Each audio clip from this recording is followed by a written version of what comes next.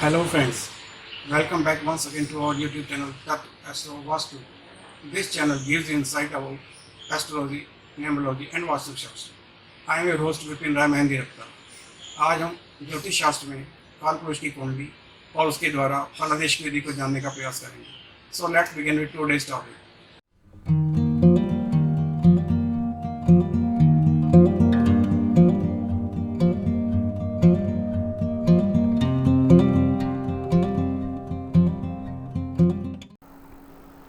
आज हम ज्योतिष शास्त्र के टॉपिक में एक महत्वपूर्ण पहलू को जानने का प्रयास करेंगे. इसे ज्योतिष में काल पुरुष की कुंडली के नाम से जाना जाता है. इस विषय पर हमेशा से दो मत रहे हैं. एक पक्ष इस शास्त्र के पक्ष में है, वहीं दूसरा पक्ष सिर्फ कर्म को प्राथमिकता देता है. एक पक्ष का मानना है कि व्यक्ति के जीवन में ग्रहों की भूमिका अहम होती है, वहीं दूसरे पक्ष का मानना है कि व्यक्ति द्वारा किए गए कर्म ही उसके भविष्य को तय करते हैं. गीता में श्री कृष्ण द्वारा अर्जुन को दिए गए उपदेश में भी कर्म को ही प्राथमिकता दी गई है, जिसमें श्री कृष्ण अर्जुन को युद्ध करने के लिए प्रेरित करते नजर आते हैं. श्री कृष्ण द्वारा युद्ध क्षेत्र में कहा गया श्लोक कुछ इस प्रकार है: कर्मण्येवाधिकारस्ते मा फलेषु कदाचन मा कर्म फल हेतु भूर्म माते संगवत्स कर्मणि. इस श्लोक में कृष्ण अर्जुन के माध्यम से व्यक्ति को उसके अधिकार की सीमा का ज्ञान देने का प्रयास करते नजर आते हैं, जिसमें उन्होंने व्यक्ति का अधिकार उसके द्वारा किए जाने वाले कार्य तक सीमित रखा है. कृष्ण ने व्यक्ति द्वारा किए जाने वाले कार्य का प्रतिफल देने का अधिकार स्वयं के पास रखा है.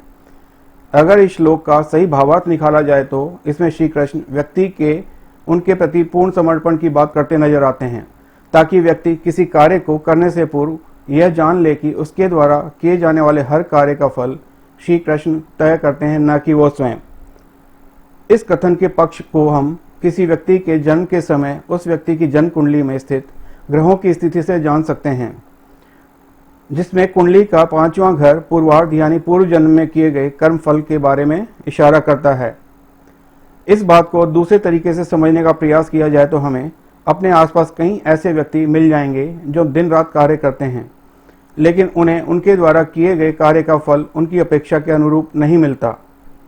वहीं दूसरी ओर किसी व्यक्ति को बिना कुछ भी किए वो सब कुछ मिलता है जिसका वो वास्तव में अधिकारी नहीं होता.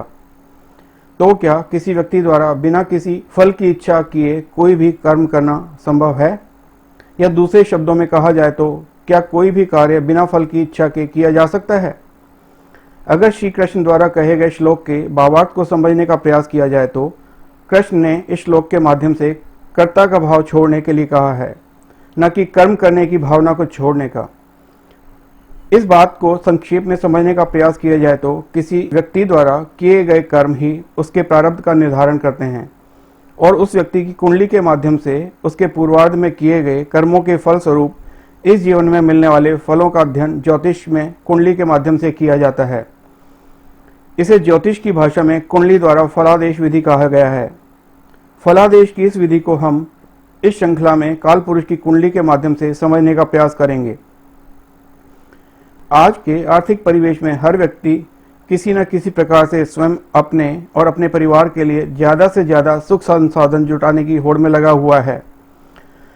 प्रतिस्पर्धा के इस युग में पूरी तरह प्रयास करने के बाद भी कई बार व्यक्ति को उसके जीवन में असफलता हाथ लगती है, चाहे वह धन अर्जित करने को लेकर हो, कैरियर को लेकर हो, आपसी संबंधों को लेकर हो, स्वास्थ्य को लेकर हो, या फिर किसी अन्य विषय को लेकर.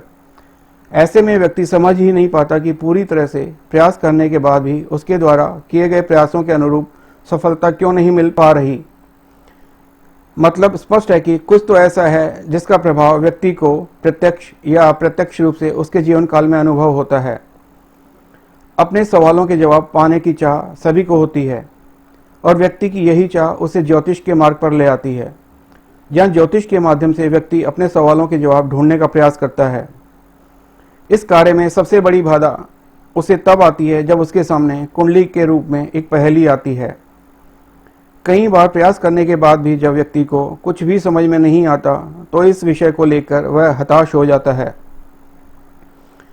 ज्योतिष शास्त्र की इस श्रृंखला में हम सबसे पहले काल पुरुष की कुंडली द्वारा इस पहेली को हल करने का प्रयास करेंगे, क्योंकि इस विषय को जानने की दिशा में काल पुरुष की कुंडली को अच्छे से समझना ज्योतिष विद्या को सीखने की दिशा में पहला और एक महत्वपूर्ण कदम माना जा सकता है। हम इस विषय को इमेजेस की मदद से समझने का प्रयास करेंगे। इस श्रृंखला में जो सबसे पहली इमेज आपकी स्क्रीन पर दिखाई दे रही है, हम सभी का अपने जीवन काल में कभी न कभी इस इमेज से सामना होने की संभावना बनी रहती है। इसे ज्योतिष में कुंडली या हॉरोस्कोप कहते हैं। स्क्रीन पर आपको दो चार्ट दिखाई दे रहे होंगे। इनमें से पहला चार्ट D1 चार्ट कहलाता है, इसे हम जन्म लग्न कुंडली कहते हैं। दूसरा चार्ट D9 चार्ट कहलाता है, जिसे नवमांश कुंडली कहा जाता है। अक्सर ये दोनों चार्ट आपको साथ साथ ही देखने को मिलते हैं। आइए अब हम इसे अन्य चार्ट्स की मदद से समझने का प्रयास करते हैं। आपकी स्क्रीन पर इस समय जो इमेज दिखाई दे रही है, इसे आप कुंडली का प्रारूप मान सकते हैं। आगे बढ़ने से पहले यह जान लेना जरूरी है कि ज्योतिष में कुंडली बनाने की अनेक विधियां हैं। भारतीय दृष्टिकोण से देखा जाए तो यहाँ मुख्यतः दो प्रकार की विधियों को प्रयोग में लाया जाता है। इसमें पहली विधि उत्तर भारतीय विधि है, दूसरी दक्षिण भारतीय विधि है। जहाँ एक और नॉर्थ इंडिया पद्धति में भाव स्थिर होते हैं और राशियाँ चलायमान होती हैं, वहीं दूसरी ओर साउथ इंडियन पद्धति में राशियाँ स्थिर होती हैं और भाव चलायमान होते हैं। इसके अलावा इन दोनों पद्धतियों में कुंडली के प्रारूप में अंतर देखने को मिलता है। आपको स्क्रीन पर दोनों पद्धतियों में प्रयोग होने वाले कुंडली के प्रारूप से इनके बीच का अंतर समझने में आसानी होगी। स्क्रीन पर दिख रही पहली इमेज में आपको बाईं तरफ उत्तर भारत में प्रयुक्त किए जाने वाले प्रारूप के बारे में बताने का प्रयास किया गया है, वहीं दाईं तरफ दक्षिण भारत में प्रयुक्त किए जाने वाले प्रारूप के बारे में बताने का प्रयास किया गया है। दूसरी इमेज के माध्यम से इनके बीच के अंतर के बारे में बताने का प्रयास किया गया है।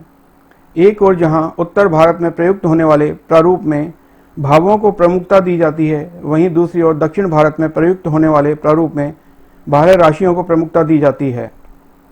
तीसरी इमेज के माध्यम से यह बताने का प्रयास किया गया है कि उत्तर भारत में प्रयुक्त किए जाने वाले प्रारूप में घड़ी में समय के विपरीत फलादेश किया जाता है, वहीं दक्षिण भारत में प्रयुक्त किए जाने वाले प्रारूप में घड़ी के समय बताने की दिशा में फलादेश किया जाता है। यानी उत्तर भारत में अपनाए जाने वाले प्रारूप में भावों की गणना घड़ी में बताए जाने वाले समय के विपरीत दिशा में की जाती है, वहीं दक्षिण भारत में अपनाए जाने वाले प्रारूप में घड़ी में बताए जाने वाले समय के अनुरूप राशियों की गणना की जाती है। हालांकि दोनों ही विधियां एक दूसरे से एकदम अलग हैं, लेकिन इनके द्वारा किए जाने वाले फलादेश में काफ़ी हद तक समानता देखने को मिलती है। इस श्रृंखला की अगली कड़ी में हम उत्तर भारत में प्रचलित कुंडली के प्रारूप द्वारा फलित ज्योतिष को समझने का प्रयास करेंगे। Thank you for watching. अगर आपको ये वीडियो पसंद आया हो तो इसे लाइक करें, शेयर करें and do subscribe for further notifications.